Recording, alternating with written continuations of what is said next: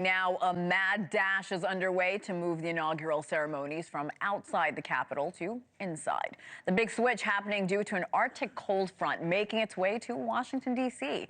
Now, despite those adjustments, there will be a heavy security presence inside and outside Capitol Hill and, of course, the National Mall. With us is former FBI special agent who has firsthand experience working on protective details, Jennifer Coffindaffer. Jennifer, welcome back. Good to see you.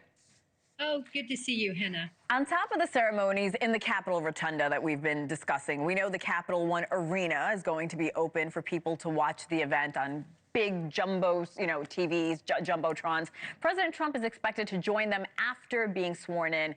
How does this late venue shift affect the security plan that has been in place for months? They just made the decision yesterday morning. It's certainly a double-edged sword. On the one side, you have all of these changes that need to be made that are going to affect the security location of ballards. Where are the individuals that are going to be doing the protection? Where they're going to be staged? All the security issues at Capital One Arena. It's a big change. But on the other side, it's so much easier to protect a protectee that is enclosed interiorly. So that's a positive. Our correspondents in D.C. have been showing us the perimeters and the security just leading up to this in the last few days. What can we expect security in D.C. to look like on Monday? How big of an operation is this? This is a huge operation, Hena. This is involving hundreds and hundreds of law enforcement individuals.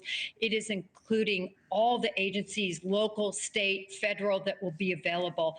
Look, there will also be SWAT teams and tactical contingents that are there and on the ready. In addition, you're going to have a big intelligence network that's going to be working the crowds and working to see undercover any threats that could be roaming.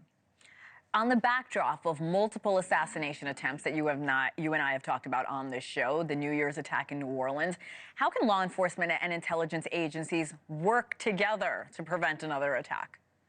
Well, the FBI is largely responsible for really determining what threats exist. They are looking at chatter. They are looking at all informant information and running down each of those leads to determine what might be most important.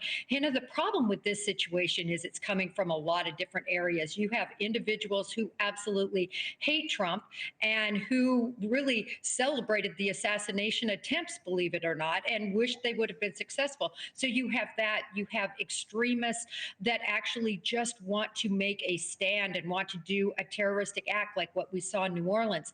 So this is a multiple-pronged attack that could be, happen, and they need to thwart that. So they're going to be looking at all contingencies to make sure nothing happens, Hena.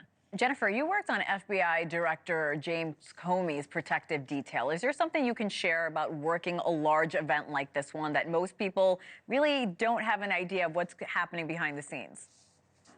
Well, behind the scenes, I just can't really explain the planning and sort of the lack of sleep, in a sense, that you get working to make sure everything is covered.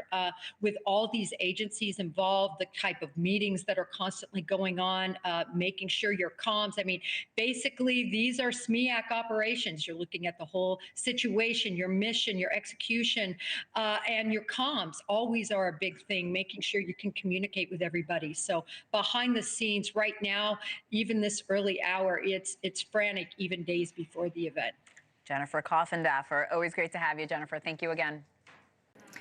Thanks for watching. Go to joinnn.com to find NewsNation on your television provider. And don't forget to click the red subscribe button below to get more of NewsNation's fact-driven, unbiased coverage.